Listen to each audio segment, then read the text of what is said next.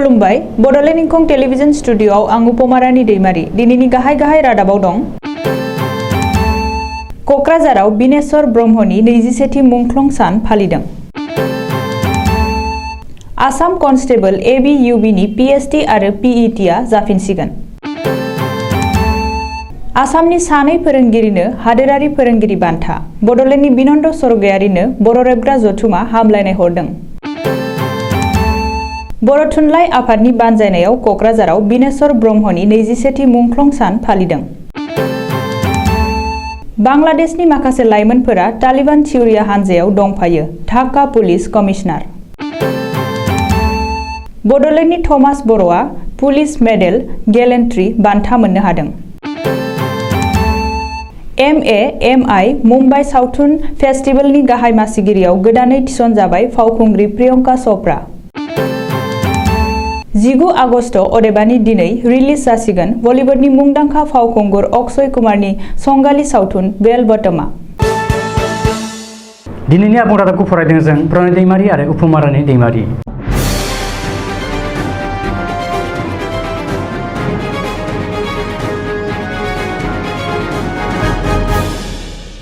कक्राझाराव सुबुंथिनि थान्दै बिनेश्वर ब्रह्मनि 21थि मुंख्लं सान फालिदों। मुंख्लं बिनेश्वर ब्रह्मआ 2020 मायथाइनि 19 आगस्ट खालि रुंसारि जादोंमोन। बे मुंख्लं सान फालिनाय हाबाफारियाव बिटिसिनि गाहाय प्रमद बर' आरो केबिनेट मन्त्रि इउजि ब्रह्म लोगोसे गोबांथार रायजो राजाफोरा कभिड प्रट'कलखौ मानिनानै बाहागो लादों। बिटिसिनि गाहाय प्रमद बर'आ मोनसे खौरांगिरि मेलाव गेदेमा मुंख्लं बिनेश्वर ब्रह्मखौ गोसोखांनानै बिथांनि थैनाया मोनसे गोथां सावगारि महरै बेरखांना दं। बेफोरबादि गेदेमा बर'नि गेजेराव उजिबावथों होनना आरज गाबदों। प्रमद बर'आ हाथियार जेंनानि सायावबो बाथ्रा बुंदों। बिथांनि बादिब्ला हाथियार हमनाया बर' हारिखौ दखल खालामदों। बेनिफ्राय बर' हारिया उदां जानो हायाब्ला बड'फा लुबैनाय बादि गेरेमसा हारि जानो हानाय नङा। बर'फोरा हाथियार हमनायनिफ्राय उदां जानो नांगौ, अब्लासो दावगालांनो हागोन। बर' हारिनि गेजेराव गेदेमा सुबुंफोरा बर' मानसिनि आखायावनो थैलांनांदों। फारसेथिं केबिनेट मन्त्रि इउजि ब्रह्मआबो मुंख्लं बिनेश्वर ब्रह्मखौ गोसोखांनानै बिथांनि सायाव माखासे बाथ्रा बुंदों। बिथांनि बादिब्ला बै समाव बर' थुनलाइ आफादनि आफादगिरिनि बिबानाव थानानै बर'नि थाखाय खामानि मावनाय बिनो गिबि गेदेमा। बिथाङा सासे गुवार गोसोनि गिदिर गोसोनि मानसिमोन। गाव थांना थानाय समाव बियो रावनिबो सायाव खिथिर होखारनायनि बाथ्रा बियो बुङाखै। गोजोननि थाखाय खामानि मावदों। हाथियारनि जेंना जोबनांगौ, राजखान्थिनि जेंना जोबनांगौ, बेनि सायाव खामानि मावबोदोंमोन। आसाम पुलिस ABUBनि PhD आरो PETआ फैगौ सेप्तेम्बर दाननि 1 खालार खालि जाफिनसिगोन। आसाम पुलिसनि मोनसे नटिस फोसावदों।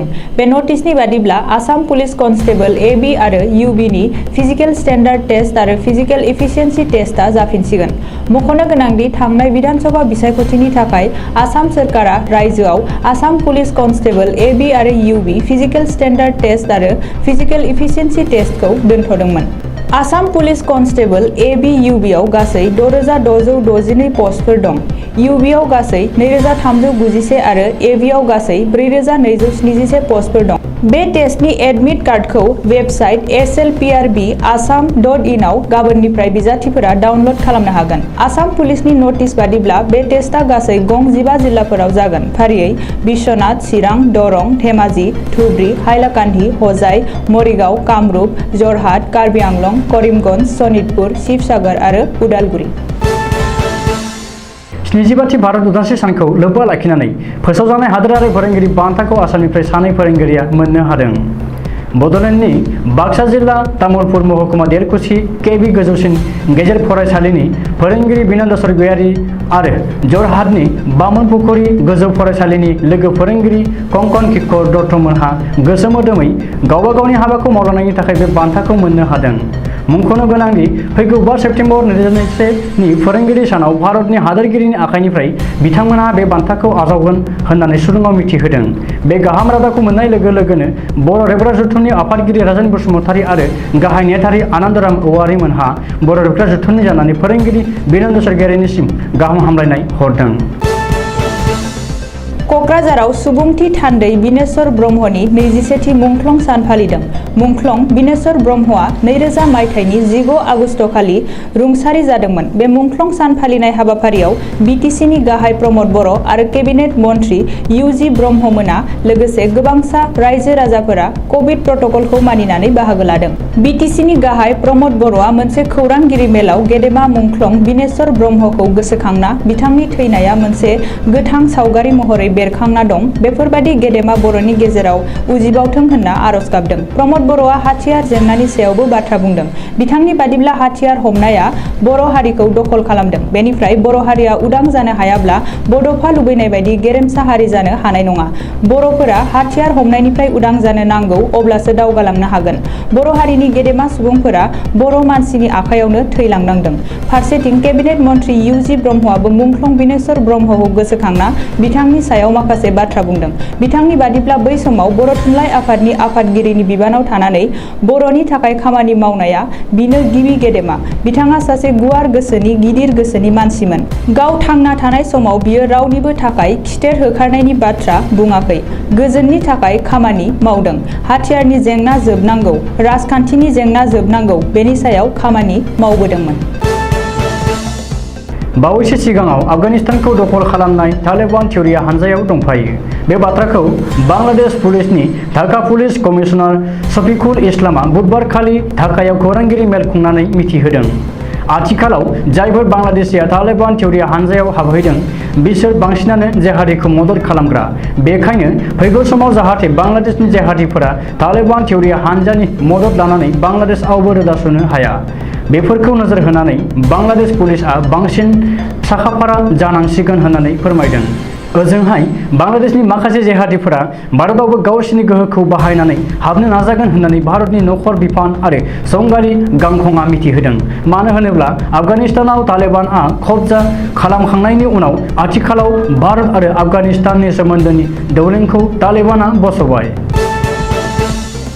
चिरां जिल्लानि बिजनी महकुमा बेंखनाव थानाय कपटुपुलि गामिनि थागिबि सुभाष बर'नि फिसाज्ला थमास बर'आ 137 नं CRPF बेटेलियनाव कनस्टेबल बिबानाव खामानि मावनानै हादोरगिरिनि पुलिस मेडेल गेलेन्ट्रि बान्था आवथायनो हादों। बे खौरांखौ मोननानै गोबां बर' सुबुङा जोबोर गोजोननाय फोरमायदों।